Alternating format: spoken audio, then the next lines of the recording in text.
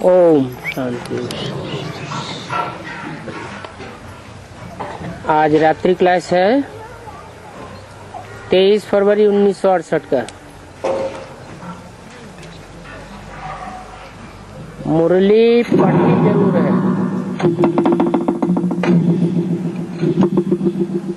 क्या मुरली पढ़नी जरूर है? मना नहीं, धीमे आवाज करो। पढ़नी है या सुननी है? और कम करो। है सुननी है, पढ़नी है, सुननी है या समझनी है?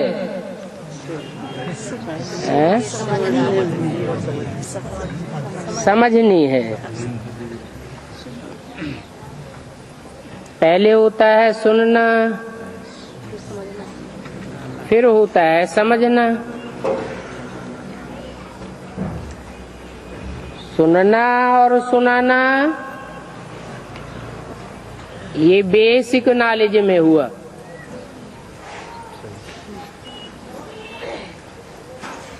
कक्षा 2, 4, 5 के स्टूडेंट होते हैं, वो चौपाई सुनते हैं, दोहे सुनते हैं, फिर टीचर से सुन करके सुनाते हैं। उनकी गहराई का अर्थ नहीं जानते हैं। ऐसे ही बेसिक नॉलेज की पढ़ाई जो घर घर में माता भी पढ़ाई लेती है, वो इस सृष्टि की बड़े से बड़ी माता जिसका नाम है ब्रह्मा। ब्रह्मा ने बड़ी से बड़ी और माँ माने माँ। माँ का काम होता है बच्चों को प्यार से सिखाना, बच्चों को जन्म देना और बच्चों की पालना करना। तो बेहद की माँ इस ब्रह्मा ने जितनी पालना प्यार से की, सहन शक्ति से पालना की और बेसिक नॉलेज की पढ़ाई जितने प्यार से पढ़ाई, उतनी दुनिया में और कोई पढ़ा ही नहीं सकता। परंतु बेसिक नॉलेज होती है सुनने और सुनाने की।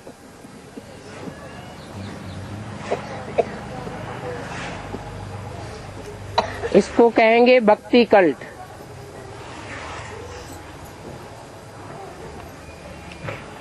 गहराई से समझने की बात नहीं है। वही छोटे छोटे स्टूडेंट जब ऊंची पढ़ाई पढ़ते हैं, वही बीए एमए में तुलसीदास, सूरदास, कबीरदास के दोहे, कवित्त, चौपाइयाँ पढ़ाई जाती हैं, तो गहराई से उनका अर्थ समझते हैं और समझाते भी हैं टीचर बनकर। तो ऐसे ही मुरली में ये इशारा दिया हुआ है। बेसिक नॉलेज की पढ़ाई जब ब्रह्मा द्वारा पढ़ाई जा रही थी, तो बोला था तुम बच्चों का क्लास आगे चल के ट्रांसफर होगा। मुरली में ही सुनाया था। ट्रांसफर होगा का मतलब क्लास ट्रांसफर होता है तो टीचर भी बदल जाता है। टीचर्स बदल जाते हैं ना, और स्थान भी बदल जाता है। तो ये बेहद ब्राह्मण बच्चों का स्कूल है। ब्रह्मा के मुख से ब्राह्मणों ने जन्म लिया, पालना ली, अब बेसिक की पालना लेने के बाद क्लास ट्रांसफर होते जा रहे हैं। जिनके क्लास ट्रांसफर होते जा रहे हैं वो ऊंची पढ़ाई एडवांस में दाखिल होते जा रहे हैं। ऊंची पढ़ाई में दाखिल हो रहे हैं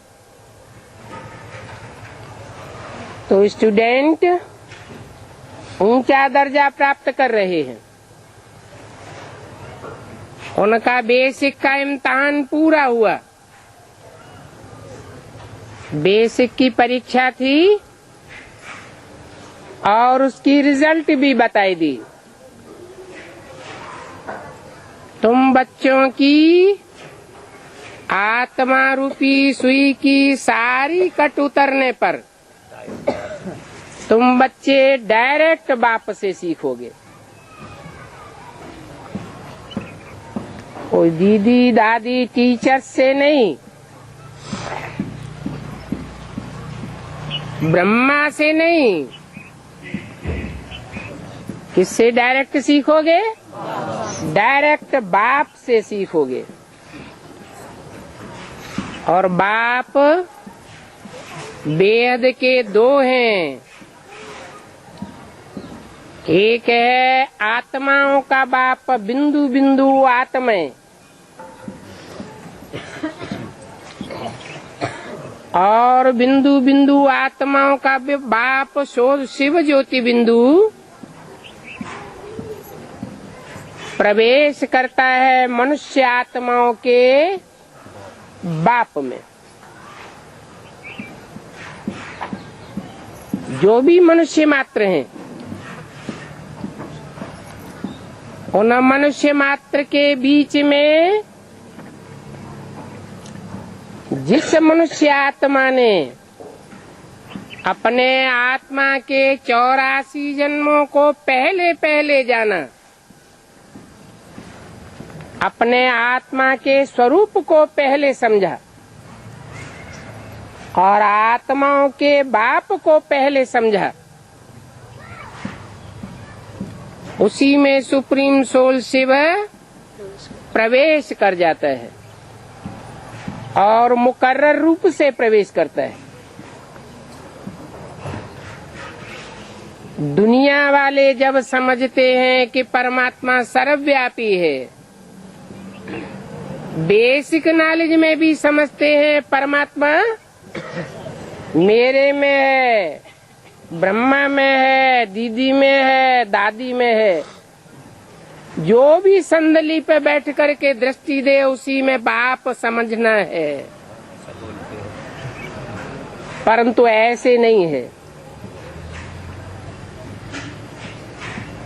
गॉड फादर इज वन कहा जाता है, मुरली में सुना है ना, गॉड फादर इज वन, तो गॉड का बच्चा भी वन कहा जाता है।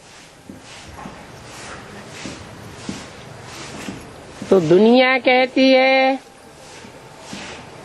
और ब्राह्मणों की दुनिया में बेसिक नॉलेज के टीचर्स और स्टूडेंट भी समझते हैं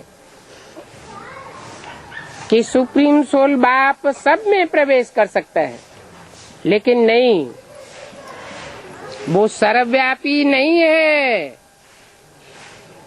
बेसिक में भी कहते तो हैं कि भगवान बाप सर्वव्यापी नहीं है। फिर उनसे पूछा जाए, अगर सर्वव्यापी नहीं है तो एक व्यापी कहाँ है, बताओ? तो जवाब देंगे जानते ही नहीं। और जब तक ये जानते ही नहीं तो मानने का सवाल ही पैदा नहीं होता। न खुद अंदर से गहराई से मान सकते हैं और न दुनिया इस बात को मानेगी। किस बात को? कि परमात्मा बाप एक व्यापी बनकर के आता है, सर्वव्यापी बनकर नहीं आता है। किस एक में प्रवेश करता है? जो मनुष्य मात्र का ये बड़े से बड़ा बेहद का ड्रामा है। इस ड्रामे में जो हीरो पार्टधारी है, उस हीरो पार्टधारी में वो सदैव जीरो की स्टेज में रहने वाला प्रवेश करता है और मुकर्रर रूप से प्रवेश करता है। जब प्रवेश होता है तो बाप बाप के रूप में प्रत्यक्ष होता है।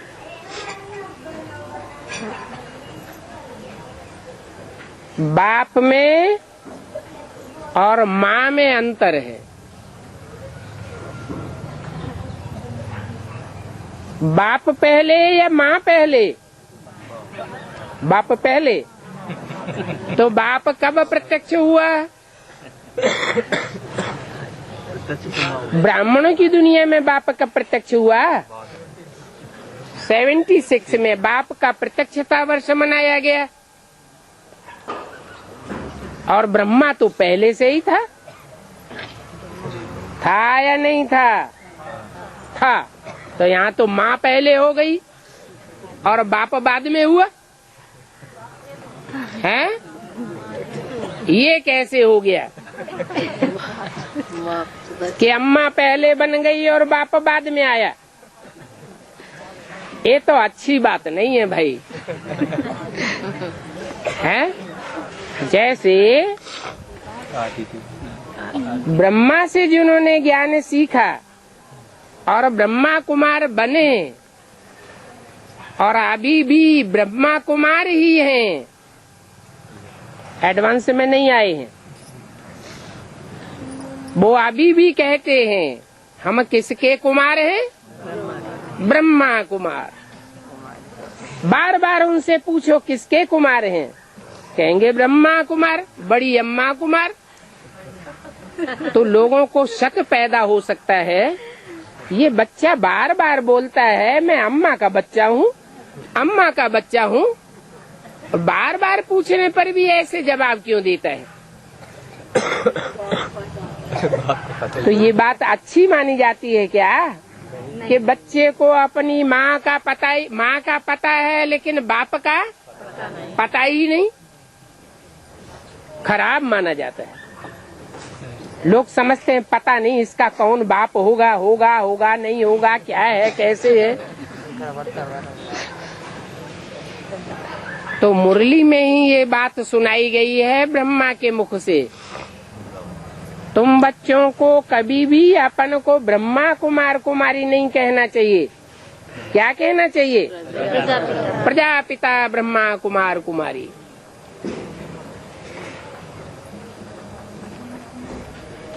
ये ब्रह्मा कुमारी नाम कब से पड़ा? ब्रह्मा कुमार कुमारी कब से कहना शुरू हुआ?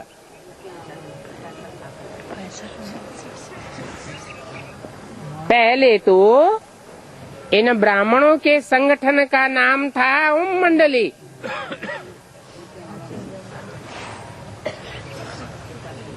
ब्रह्मा कुमारी विद्यालय नाम नहीं था, ये नाम बाद में पड़ा। नाम काम के आधार पर पड़ता है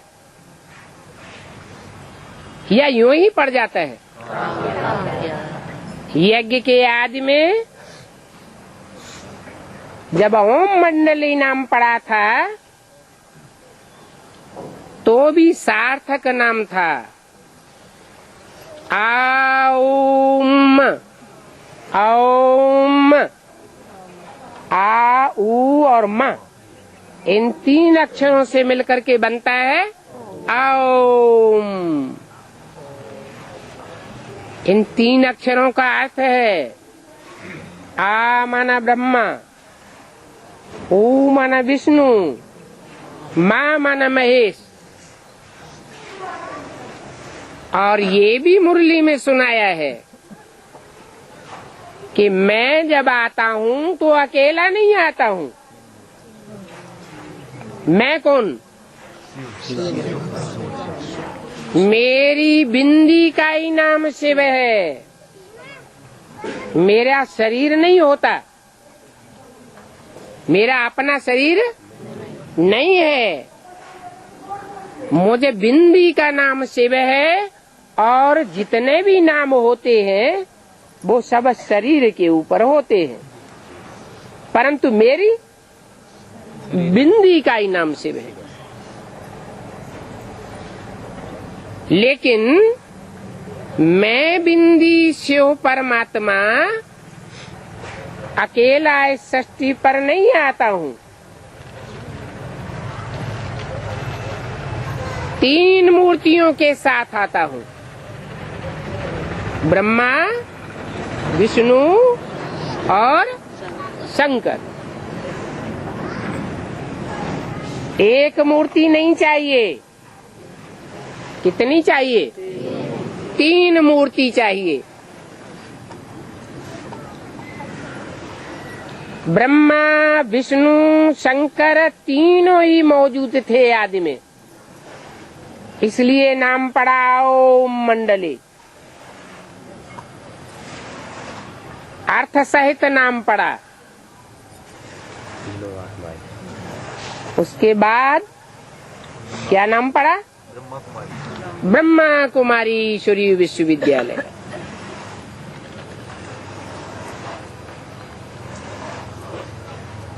शिव ने आकर के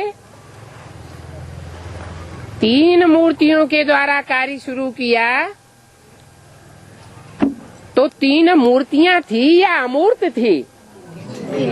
मूर्त माने साकार और अमूर्त माने निराकार।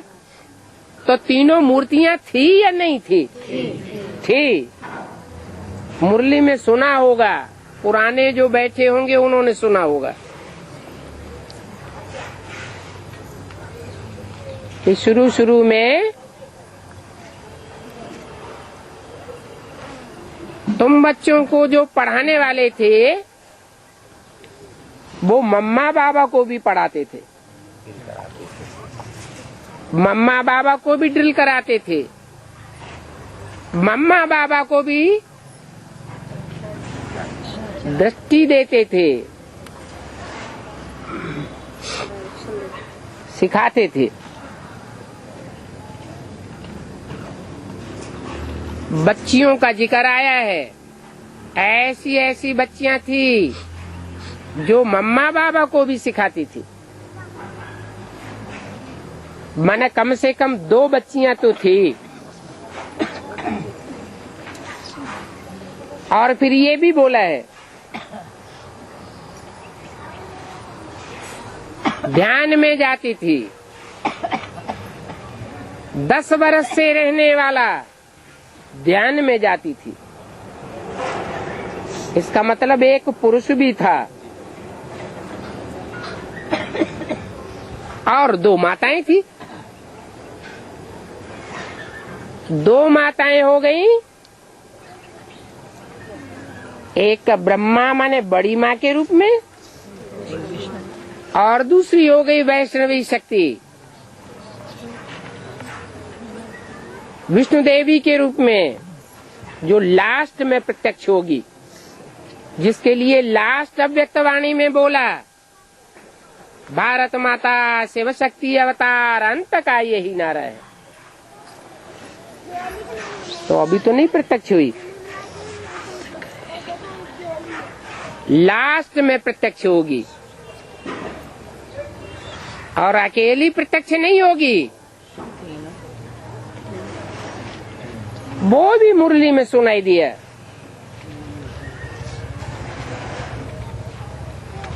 रानी मक्खी शहद की जब निकलती है तो उसके पीछे पीछे सारा झाड़ जाता है। इसका मतलब बेसिक नॉलेज में उन मक्खियों का झाड़ तैयार हुआ पड़ा है। जब वैष्णवी शक्ति की प्रत्यक्षता होगी, भारत माता शिव शक्ति अवतार, तो सारा का सारा झाड़ उसके पीछे पीछे जाएगा।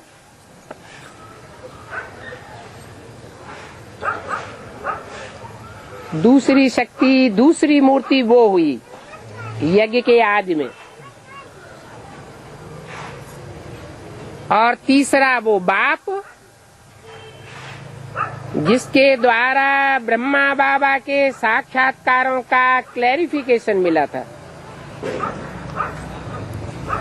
ब्रह्मा बाबा अपने गुरु के पास, पिछले गुरुओं के पास भटकते रहे कि हमारे साक्षात्कारों का अर्थ बताओ, कोई ने नहीं बताया। वाराणसी में आकर के विद्वान पंडित आचार्यों के पास भटकते रहे, कोई ने नहीं बताया। लास्ट में उनकी बुद्धि में आया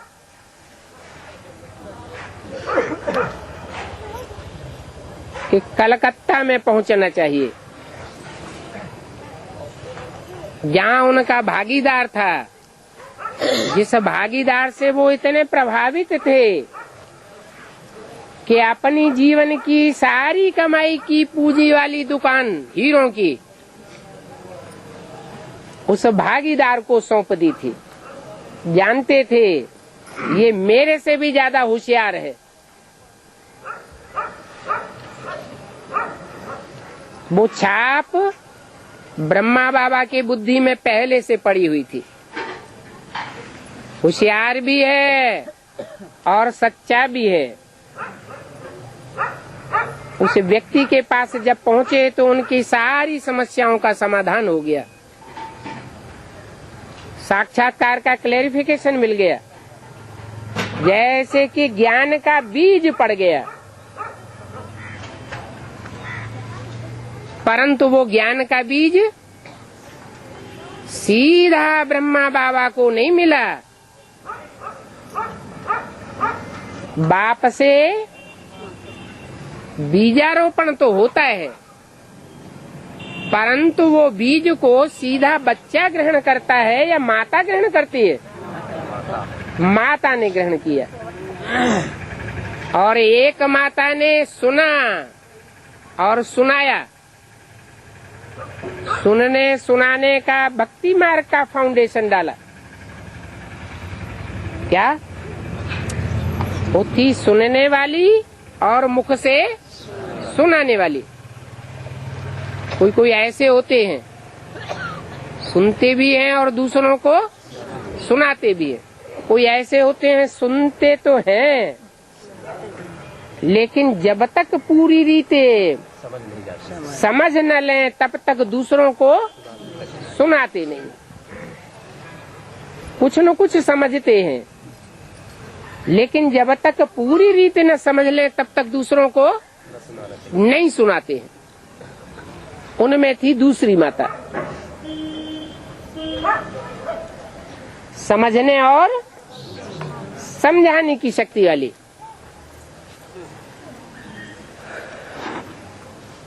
तो वो दोनों आदि वाली मूर्तियां, माताएं और तीसरी मूर्ति बाप, यज्ञ के आदि में जब तक थे तब तक नाम चलता रहा ओम मंडली। और जब एक एक करके वो तीनों मूर्तियां चली गई तो कराची में आकर के जब हिंदुस्तान पाकिस्तान का बंटवारा हुआ, खून की नदियां बही, तो ओम मंडली के टाइम पर जिन ढेर की ढेर कन्याओं माताओं को बंधन आ गया था, वो माताएं छूटेली हो गई, कन्याएं भी छूटेली हो गई। और वो हड़बड़ी के बीच में सिंध हैदराबाद को छोड़ करके कराची आ गई। कौन से सन में? सन 47 में।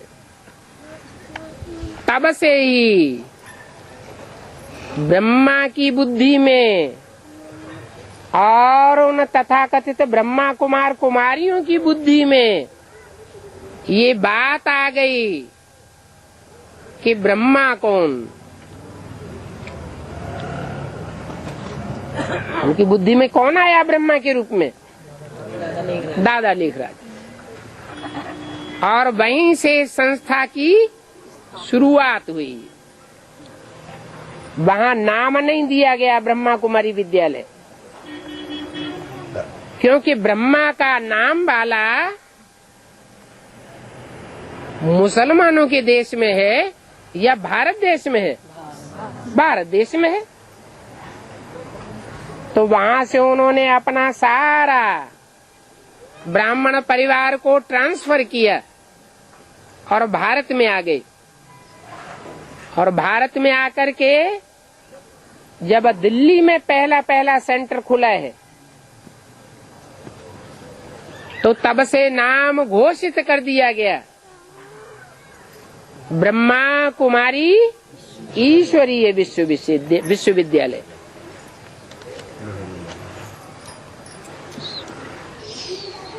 तो अब समझ सकते हैं कि ब्रह्मा का नाम ब्रह्मा के रूप में पहले घोषित कौन करेगा? ब्रह्मा को ब्रह्मा के रूप में कोई दूसरी आत्मा पहले पहचानेगी या ब्रह्मा के रूप में पार्ट बजाने वाली आत्मा स्वयं अपने को पहले पहचानेगी? कौन पहले पहचानेगा? पार्ट बजाने वाली ब्रह्मा के रूप में जो विशेष पार्ट बजाने वाली आत्मा, वो ही पहले अपने को पहचानती है कि मैं ब्रह्मा हूँ। परंतु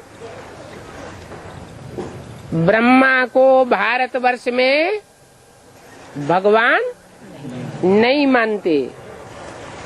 अगर भगवान का रूप माना होता तो गांव-गांव में, शहर-शहर में ब्रह्मा के मंदिर बने होते, ब्रह्मा की मूर्तियां बनी होती, ब्रह्मा की पूजा हो रही होती।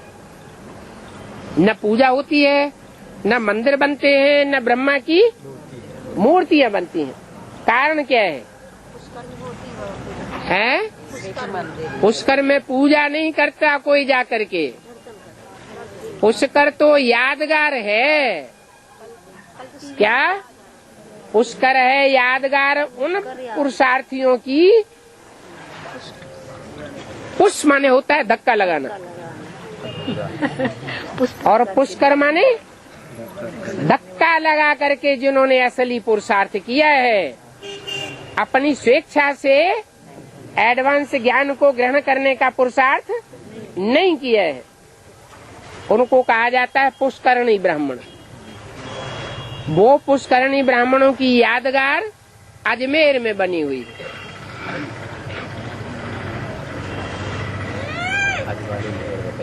अजमेर में एक और यादगार है, सबसे बड़ा मेला भी लगता है।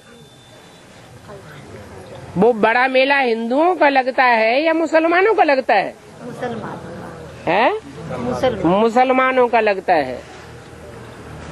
इसमें क्या राज है?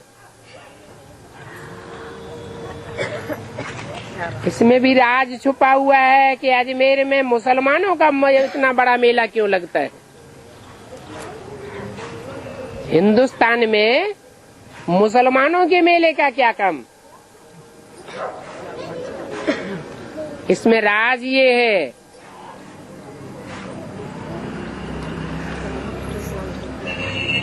कि ब्रह्मा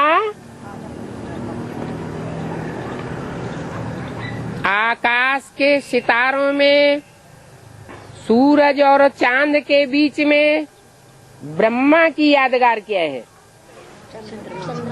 चंद्रमा के रूप में। मुसलमानों के झंडे में, मुसलमानों के नोटों में, मुसलमानों की और भी जो यादगारें हैं उनमें चंद्रमा विशेष दिखाया जाता है और संपूर्ण चंद्रमा नहीं दिखाया जाता।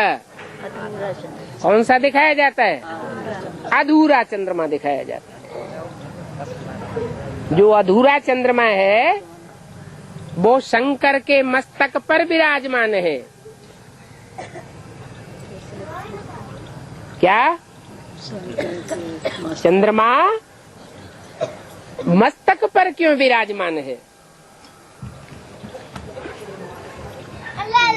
संपूर्ण बनने के लिए पढ़ाई करते हैं। संपूर्ण बनने के लिए पढ़ाई करते हैं। हाँ जी, अपनी स्वेच्छा से मनन चिंतन मंथन में नहीं गए, उनको चलाया गया, ब्रह्मा को भी और ब्रह्मा कुमार कुमारियों को भी।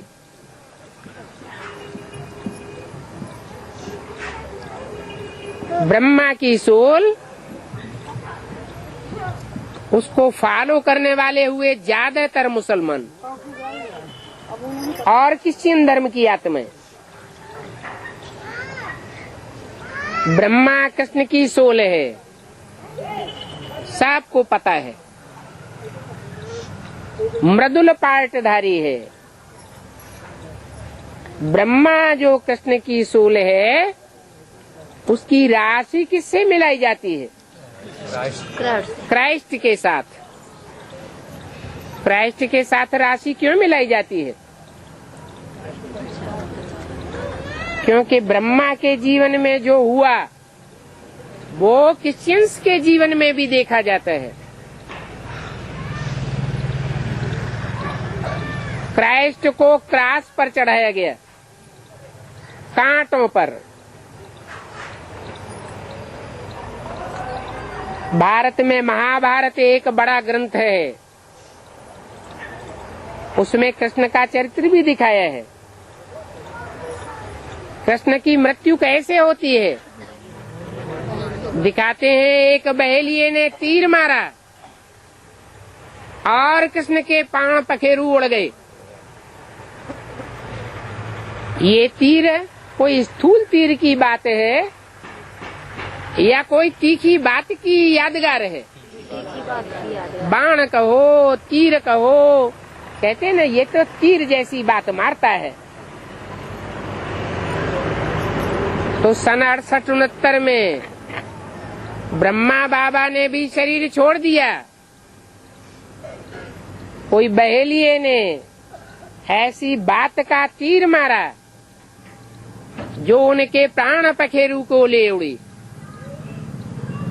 सिर्फ तीर ही नहीं मारा, बात का कुछ काम भी ऐसा किया जिसकी वजह से ब्रह्मा बाबा को जबरदस्त घाव लगा। अब अपने ही रचे हुए बच्चे हों और अपने को ही अगर ऐसा घाव मारे, तीर लगी बात करें, तो माँ बाप को दुख नहीं होगा क्या? बाप तो सख्त मिजाज का होता है, चलो सहन भी करेगा, सामना भी करेगा, लेकिन माँ सहन नहीं कर पाती। तो उनके प्राण पखेरु उड़ गए।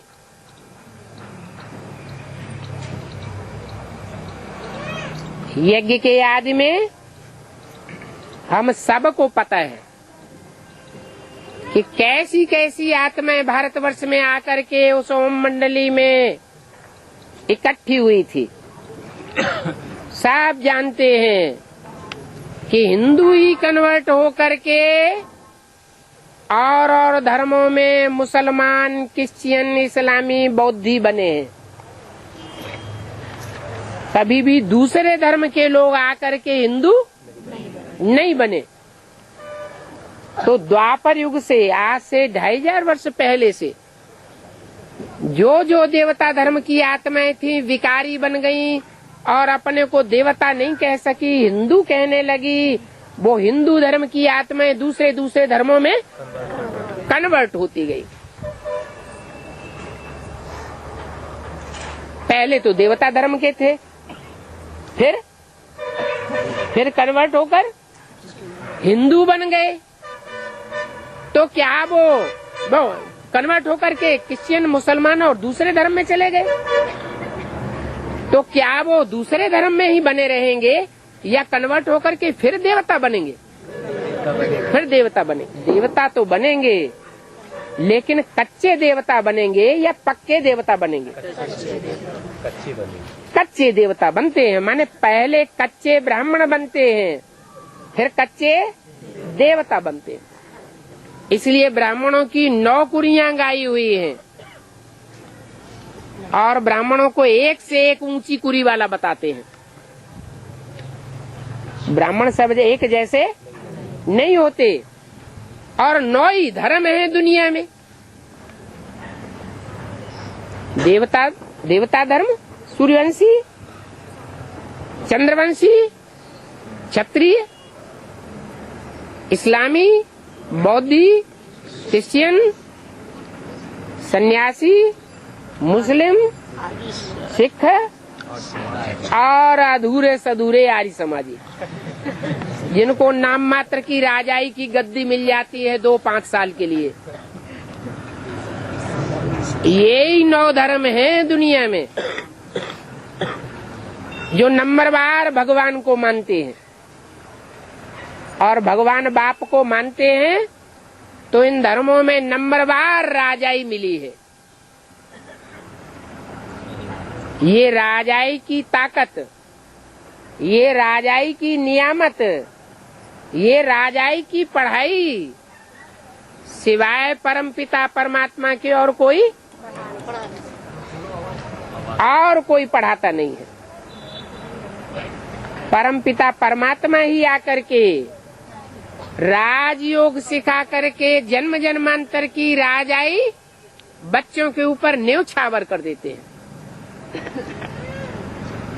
एक जन्म की राजाई नहीं, 21 जन्म की तो ऐसी राजाई देते हैं जिसमें दुख का नाम निशान नहीं होता, सुख ही सुख रहता है।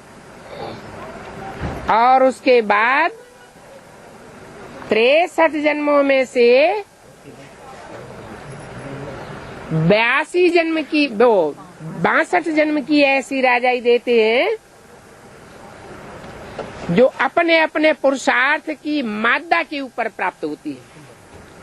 संगम युग में जिसने जो पुरुषार्थ किया ईश्वरीय पढ़ाई पढ़ने का और पढ़ाने का, उस पुरुषार्थ के आधार पर, याद की प्रैक्टिस के आधार पर, दिव्य गुणों की धारणा के आधार पर हर मनुष्य आत्मा को अपने अपनी राजाई की प्राप्ति हो जाती है।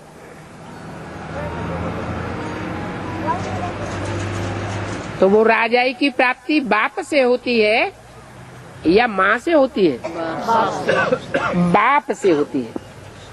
परंतु माँ जब तक जन्म न दे तो वो प्राप्ति हो सकती है? ब्रह्मा से जन्म जरूर लेना पड़े। चलो, यहाँ बहुत से ऐसे ब्राह्मण बैठे होंगे जो डायरेक्ट एडवांस में आए हैं। हाथ उठाओ, कितने हैं? डायरेक्ट वाले है? डायरेक्ट, बेसिक में नहीं गए, ब्रह्मा कुमार कुमारी आश्रम में नहीं गए, डायरेक्ट आ गए। बहुत है। तो ऐसे नहीं है कि ये ब्रह्मा के बच्चे बने नहीं है, ब्रह्मा कुमार कुमारी इनके भाई बहन बने ही नहीं और ये इधर आ गए, नहीं। ये पूर्व जन्म में ही पहले ही ब्रह्मा की औलाद बन चुके थे। ब्रह्मा की औलाद बनने के बाद फिर दूसरा जन्म लेकर आए हैं, तब इन्होंने ये एडवांस ज्ञान लिया है। वो पूर्व जन्म का ज्ञान इस जन्म में ऐड हो गया। ईश्वरीय पढ़ाई कभी व्यर्थ नहीं जाती। इस जन्म में आकर के तीखा पढ़ सकते हैं। तो आज में ही ब्रह्मा की औलाद बन चुके थे। कोई ऐसे होते हैं कि आज में भी ब्रह्मा की औलाद बने और वर्तमान जन्म में भी ब्रह्मा कुमारी ईश्वरी विश्वविद्यालय में पढ़ाई पढ़ते रहे। डबल पढ़ाई पढ़ी बीके की और फिर एडवांस में आए। बाकी ऐसा कोई स्टूडेंट नहीं होता बीए एमए का जिसने प्राइमरी स्कूल की पढ़ाई न पढ़ी हो। डायरेक्ट कोई नहीं आता। इसी हिसाब से जो ब्रह्मा कुमारी ईश्वरीय विश्वविद्यालय बना, वो सन 47 से उसका फाउंडेशन पड़ा।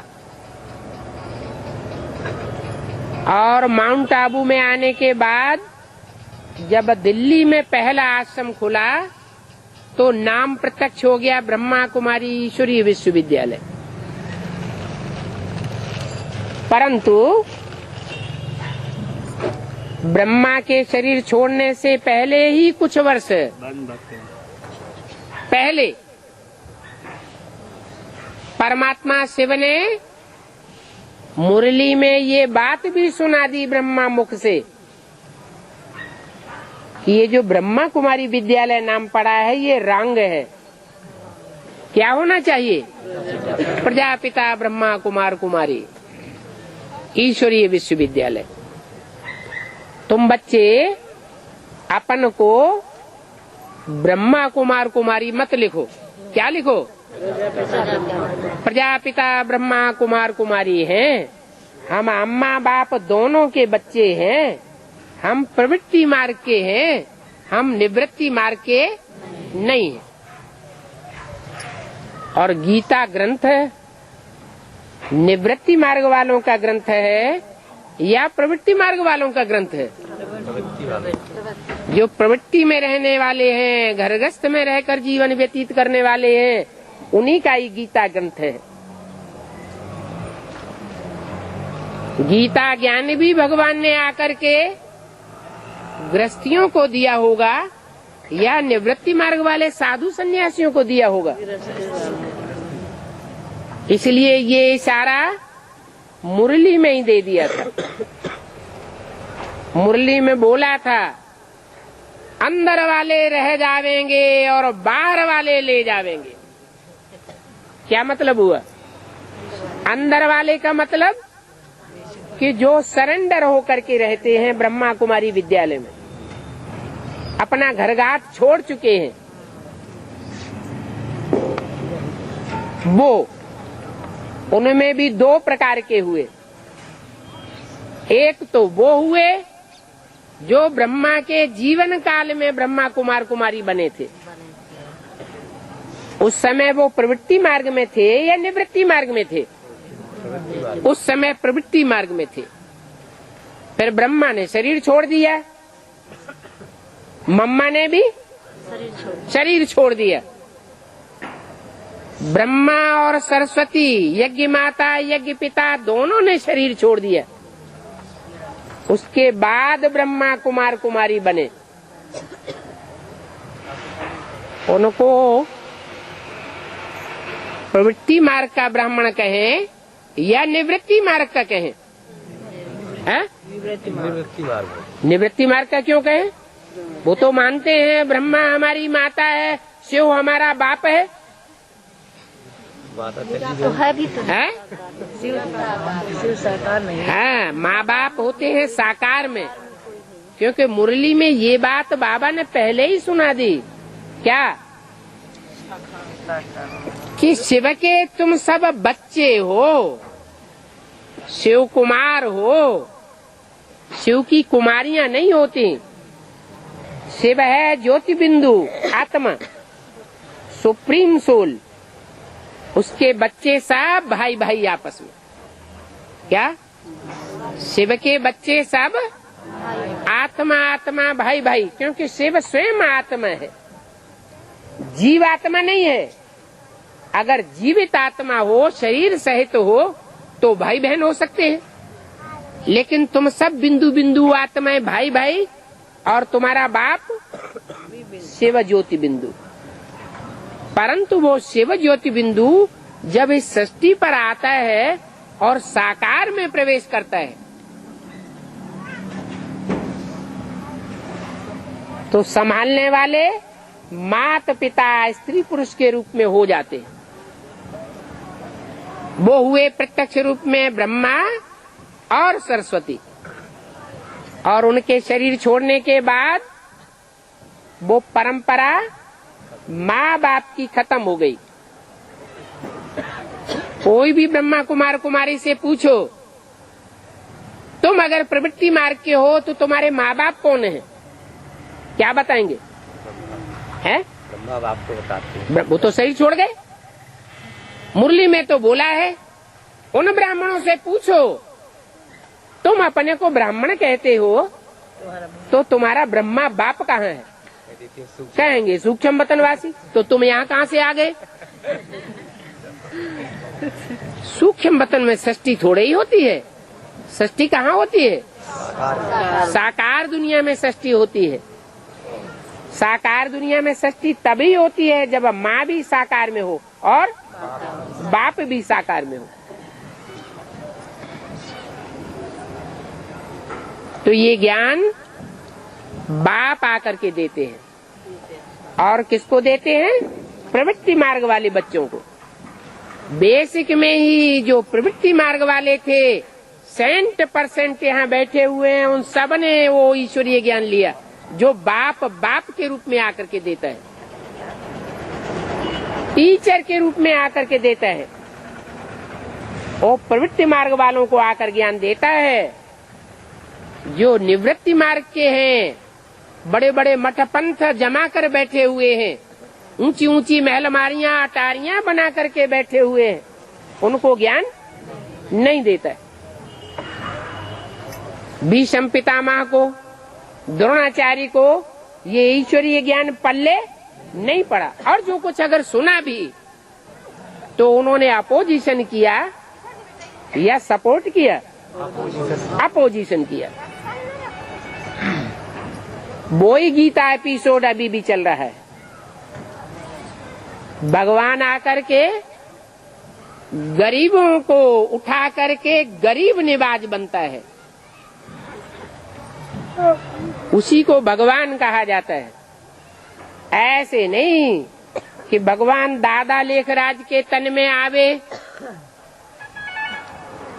और गरीबों का उद्धार न करे, बड़े बड़े महलमानियों अटारियों और बड़ी बड़ी धन संपत्ति वाले बच्चों को उठाए। नहीं, न लखापति करोड़पति के तन में आता है बाप के रूप में, माँ के रूप में आता है, लेकिन बाप के रूप में नहीं आता है। बाप बाप है। कलयुगी दुनिया में आता है। कलयुगी दुनिया में ज्यादा दुखी गरीब हैं या रईस हैं? गरीब ज्यादा दुखी है। और दुनिया की ज्यादा आबादी गरीब है या साहूकार है? गरीब है। तो भगवान गरीबों के लिए आता है, रईसों के लिए आता ही नहीं। और रईसों को भगवान को जानने की दरकार है भी नहीं। कोई कहे अगर दरकार नहीं है तो दादा लेखराज ब्रह्मा के तन में कैसे आ गया? आया तो, लेकिन आने का फायदा क्या हुआ? सुना और सुनाया। भगवान के असली रूप को पहचाना क्या? यज्ञ के आदि में भी तो था वो भगवान का रूप। अगर नहीं था तो उनके साक्षात्कारों का क्लैरिफिकेशन किससे मिला? वो ज्ञान का बीजारोपण कहाँ से पड़ा? कैसे पता चला कि मैं कृष्ण की आत्मा हूँ? पुरानी दुनिया का विनाश होने वाला है, नई दुनिया आने वाली है। ये ज्ञान का संदेश किससे मिला? ये बीज किसने डाला? जिस बाप ने डाला उस बाप की पहचान ब्रह्मा को नहीं हुई। अगर हुई होती तो ब्रह्मा कुमारी विश्वविद्यालय नाम नहीं डालते। क्या नाम डालते? प्रजापिता ब्रह्मा कुमारी ईश्वरी विश्वविद्यालय नाम डाला जाता। और अगर पक्का निश्चय उस समय नहीं बैठा, खुदा न खास्ता आदि में नहीं बैठा, चलो छोटे बच्चे थे, 67-68 में जब शरीर छोड़ने का टाइम आया तब तो बुद्धि में बैठना चाहिए। और तब तो खास बैठना चाहिए जब मुरली में ये बात सुना दी गई कि बच्चे ब्रह्मा कुमारी ईश्वरी विश्वविद्यालय रांग है। क्या लिखना चाहिए? प्रजापिता ब्रह्मा कुमार कुमारी ईश्वरी विश्वविद्यालय लिखना चाहिए, तब भी नहीं लिखा गया। इससे क्या साबित हुआ कि ब्रह्मा की सोल ने और जो भी खास खास ब्रह्मा कुमार कुमारी थे, उन्होंने बाप को पहचाना या नहीं पहचाना? नहीं पहचाना।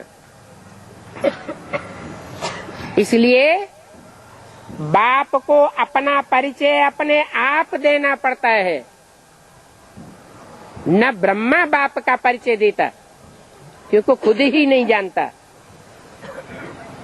और न तथाकथित बड़े बड़े ब्रह्मा कुमार कुमारी कहलाने वाले बाप का परिचय देते। वो खुद ही नहीं जानते तो दूसरों को परिचय कैसे देंगे? इसलिए ये भी मुरली में सुनाया गया। किसके मुख से सुनाया? ब्रह्मा के ही मुख से सुनाया। ब्रह्मा ने सुना। सबसे पहले किसके कान सुनते थे?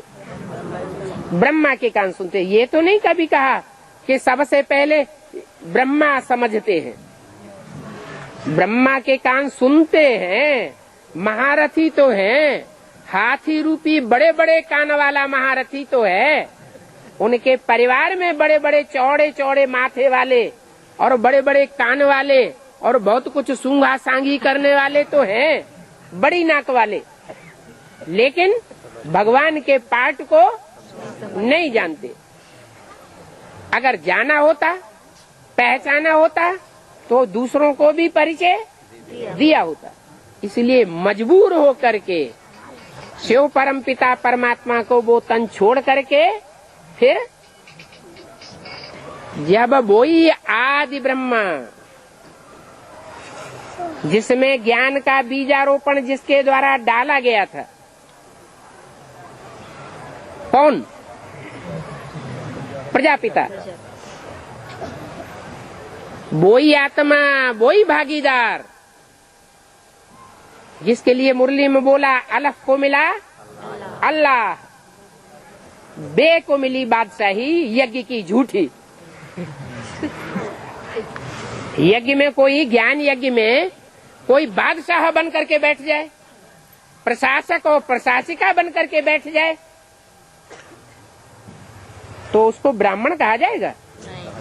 ब्राह्मण का धंधा शासक बनना है, दूसरों के ऊपर शासन चलाना है, कंट्रोल करना है, या ब्राह्मणों का धंधा सेवा करना है?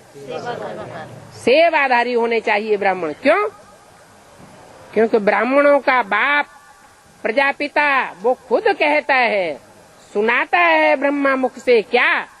बच्चे, I am your most obedient servant. तो बाप के रहते, माँ के रहते बच्चे शासक बन करके बैठ जाए और ब्रह्मा माँ को अपनी उंगली के इशारे पर नचाना चाहे, ये तो बहुत खराब बात हुई। गलत शूटिंग कर ली, और वही गलत शूटिंग आज कलयुग के अंत में भारत में घर घर में देखी जा रही है कि बाप अगर खुदा न खास्ता चला जाता है तो सारी सत्ता किसके हाथ में आ जाती है? बच्चों के हाथ में आ जाती है। माँ को परिवार का कोई हिस्सा नहीं मिलता। ये तो तब से अभी सरकार ने देना शुरू किया है, नियम बनाया है जब से बाप आ गया। पहले तो शिवरात्रि की छुट्टी भी नहीं मनाते थे। सन 76 से पहले, सन 76 के बाद शिवरात्रि की छुट्टी भी गजेटेड हॉलीडे मनाई जाने लगी। ये बाप का बाप के रूप में प्रत्यक्ष होने का प्रभाव है। अभी भी घर घर में माताएं दासी के रूप में कार्य कर रही हैं। जैसे कृष्ण उर्फ ब्रह्मा क्या बन करके बैठ गया? गीता का साकार में भगवान बन करके बैठ गया। ऐसे आज घर घर में यही शूटिंग हो रही है। माताओं को घर में कोई नहीं पूछता। माताएं दासी बन करके मरते दम तक बच्चों की सेवा करती रहती है। एक वो टाइम था जबकि राजघराने में राज दरबार लगता था।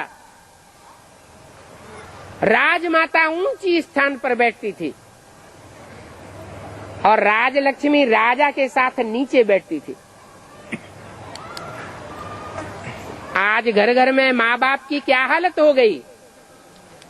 जैसे ब्रह्मा को बाप के रूप में जिन्होंने माना तो ब्रह्मा की दुर्गति कर दी, हाथ फेल हो गया। और माताओं का भी ये हाल हो रहा है। अभी बाप आया हुआ है, बाप का विरुद्ध है। स्वर्ग का गेट कौन खोलेंगी? माताएं ही स्वर्ग का गेट खोलेंगी। और भाइयों को आगाह कर दिया, पुरुषों को क्या कर दिया? आगाह नहीं। इस यज्ञ में पुरुषों को गार्ड बन करके रहना है। क्या? जैसे कोई मिनिस्टर होते हैं ना, तो उनके गार्ड होते हैं, उनकी रक्षा करने वाले। दास दासी के रूप में होते हैं या सरपरस्त होते हैं? दास दासी के रूप में होते हैं। ऐसे स्पष्ट बोल दिया, पुरुषों के हाथ में ज्ञान का कलश नहीं देता हूँ। अगर कोई पुरुष गीता पाठशाला में बैठ करके और भाषण करते हैं माताओं के सामने, कन्याओं के सामने, तो बड़ी भारी भूल कर रहे हैं। क्या? दंड के भागीदार हो जाएंगे। ये जरूर मुरली में बोला है, कन्याएं माताएं कन्या माताओं को समझाएं और पुरुष पुरुषों को समझाएं। बस अभी सारा षष्ठी चक्र पलट गया है। षष्ठी चक्र को कहते हैं सुदर्शन चक्र। क्या? सुदर्शन चक्र को शास्त्रों में पहिए के रूप में दिखाया है। ये षष्ठी रूपी पहिया है। ब्रह्मा के 100 साल पूरे हुए, प्रथम ब्रह्मा के, माना प्रजापिता ब्रह्मा के। कौन से सन में? 76 में। 76 में 100 साल पूरे होते हैं और ब्रह्मा का मृत्युलोक पूरा हो जाता है। कौन से ब्रह्मा का? आदि ब्रह्मा। आदि ब्रह्मा, प्रजापिता ब्रह्मा, जो सारी 500-700 करोड़ मनुष्य सृष्टि रूपी प्रजा का पिता माना जाता है, जिसको शास्त्रों में कहा गया जगतम पितरम वंदे पार्वती परमेश्वरो। वो सारे जगत का पिता है। जगत पिता कहो, विश्व पिता कहो, विश्वनाथ कहो, बात एक ही है। कहते हैं ना, हर हर महादेव, काशी विश्वनाथ गंगे। तो वो विश्वनाथ ब्रह्मा के रूप में, आदि ब्रह्मा के रूप में प्रजापिता ब्रह्मा कहा जाता है। तब उसकी आयु होती है कितनी? अरे वानप्रस्थ अवस्था में प्रवेश करता हूँ ना, 60 वर्ष आयु थी। कौन से सन में? सन 36 में। ब्रह्मा की आयु 60 वर्ष नहीं थी। ब्रह्मा की आयु कितनी थी? 50 साल थी। है? किसकी आयु 60 वर्ष? प्रजापिता की आयु 60 साल और दादा लेखराज की आयु 50 साल। जो ज्ञानामृत पत्रिका है उसमें जो लेख लिखा हुआ है उसी से साबित हो जाता है कि दादा लेखराज की 100 साल आयु सन 87 में पूरी हुई। जब 100 साल उनकी आयु पूरी हुई तो 1 वर्ष वो अव्यक्त वाणी भी नहीं चलाई माउंट आबू में।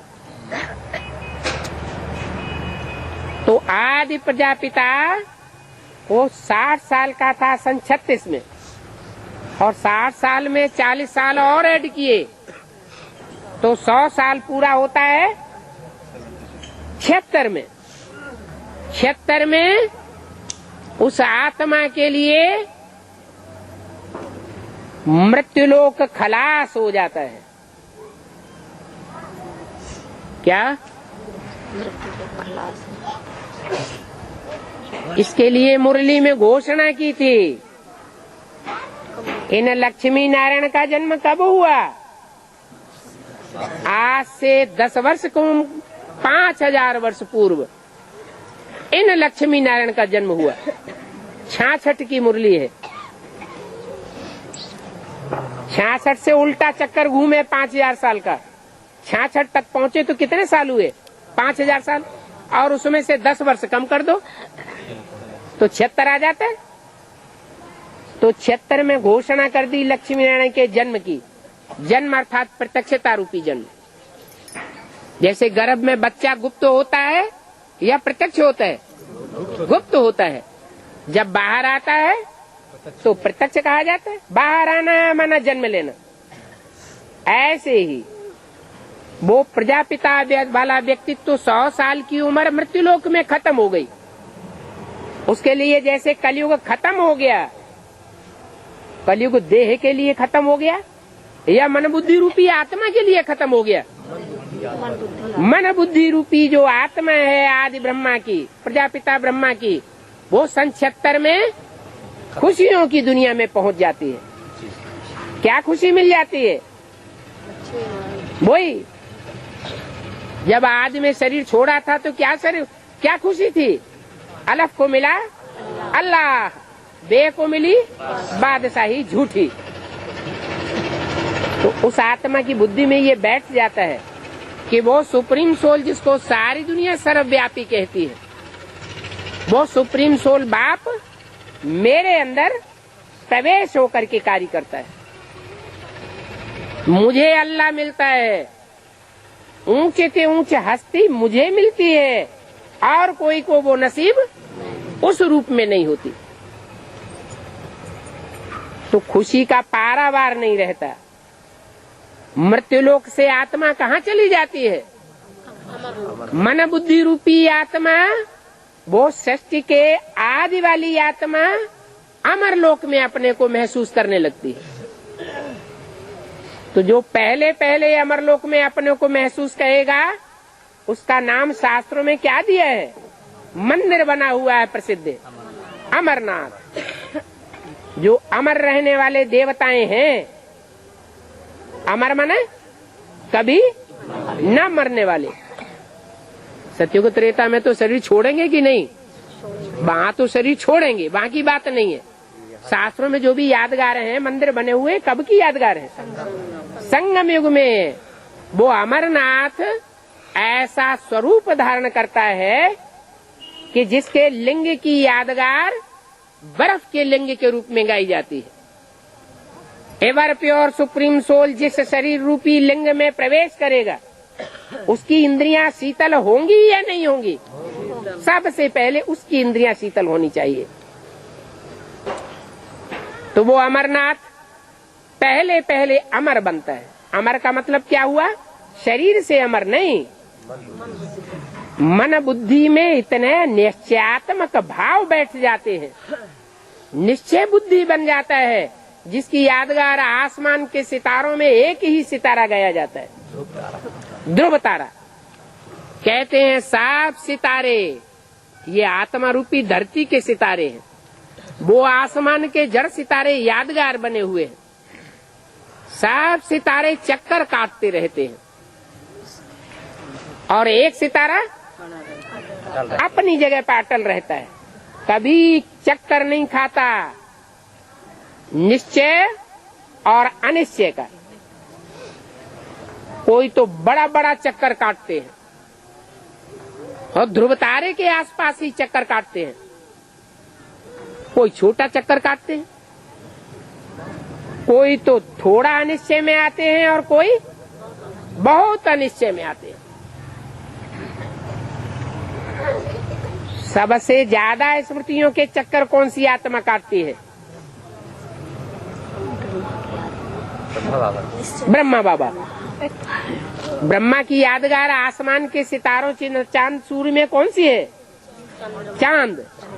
चांद पृथ्वी का भी चक्कर काटता है और पृथ्वी सूर्य का चक्कर काटती है। तो पृथ्वी ज्यादा चक्कर काटती है या चंद्रमा ज्यादा चक्कर काटता है? चंद्रमा को डबल चक्कर काटना पड़ता है, पृथ्वी का भी चक्कर और सूर्य का भी चक्कर। ज्यादा निश्चय बुद्धि पृथ्वी की आत्मा बनती है। पृथ्वी को माता कहा जाता है ना, क्या कहते हैं? पृथ्वी माता। 5 तत्वों में मुख्य तत्व कौन सा है? पृथ्वी। वो पृथ्वी जिसका नाम पड़ा है पृथिव्याति इति पृथ्वी, पृथुलाति, चौड़ी होती जाती है। माताएं भी ऐसे ही होती है ना, जब बच्ची होती है तो पतली पतली रहती है, जब माता बन जाती है तो जैसे जैसे सृजन प्रक्रिया बढ़ती जाती है, बच्चे पैदा होते जाते हैं, माता का रूप और चौड़ा होता जाता है। तो वो पृथ्वी माता है, सारी सृष्टि की माता है या सिर्फ भारत माता है? सारी सृष्टि की माता है। वर्ल्ड मदर है या सिर्फ भारत की माता है? वर्ल्ड मदर है। और वर्ल्ड मदर में जो संस्कार होंगे और वर्ल्ड मदर से जो बच्चे पैदा होंगे वो सब धर्मों के बच्चे होंगे या सिर्फ देवता धर्म के बच्चे होंगे? सब धर्मों के फॉलोअर होंगे। और भारत माता से सिर्फ भारत के बच्चे पैदा होते। इसलिए शास्त्रों में 2 माताएं प्रसिद्ध हैं। तिरुपति के मंदिर में जावेंगे तो वहाँ कथा सुनावेंगे। तिरुपति की 2 रानियां थी, श्रीदेवी और पद्मावती। ऐसे ही और भी शास्त्रों में कहानी है। राजा कश्यप को 2 पत्नियां थी। राजा नहीं थे, ऋषि थे। ऋषि कश्यप जिनको ब्रह्मा भी माना जाता है मनु के रूप में। उनके 2 पत्नियां थी, दिति और अदिति। सृष्टि की शुरुआत वहां से मानते हैं। दिति से दैत्य पैदा हुए और अदिति से अद्वैत माना देवता पैदा हुए। देवताओं का है अद्वैत धर्म, माना दूसरा नहीं हो सकता। वहां देवताओं के राज्य में एक राजा होगा, एक धर्म होगा, एक कुल होगा, एक भाषा होगी, एक मत होगा। द्वैत का नाम निशान नहीं होगा। वो हुए दिति के पुत्र, अदिति के पुत्र देवता। और दूसरी पत्नी थी दिति, उससे दैत्य पैदा हुए। दैत्य अर्थात व्यभिचारी। तो व्यभिचारी दुनिया कब से शुरू होती है? द्वापर से होती है व्यभिचारी दुनिया। नाम क्या पड़ा उस युग का? द्वापर। राज्य भी 2 हो जाते, भाषाएं भी 2-2 होती रहती, मत भी 2-2 होते जाते, कुल भी 2-2 होते जाते। सब बातों में द्वैतवाद, अद्वैतवाद की दुनिया खलास। तो बीज तो एक ही होता है, परंतु धरणी अलग अलग होने से उसका वृक्ष अलग अलग प्रकार का बन जाता है। ऐसे ही इस सारी मनुष्य सृष्टि का बीज है एक। कौन? प्रजापिता। सारी मनुष्य सृष्टि का ड्रामा का हीरो पार्टधारी तो एक ही है, परंतु एक ही बीज से देवताओं की दुनिया भी बनती है और उसी से राक्षसी दुनिया भी बनती है। इसलिए भारत की परंपरा में एक ही देवता ऐसा है जो देवताओं को भी वरदान देता है और असुरों को भी वरदान देता है। और विष्णु विष्णु देवता सिर्फ देवताओं को वरदान देता है, असुरों को वरदान नहीं देता। जैसे दुनिया में दो सौतें हो किसी को, तो एक अपने बच्चों को प्रोत्साहन देगी और दूसरी अपने बच्चों को प्रोत्साहन देगी, लेकिन बाप क्या करेगा? बाप दोनों को भी प्रोत्साहन देगा। ये सारी परंपराएं पड़ती कहाँ से हैं? संगम युग से पड़ती है। ओम शांति।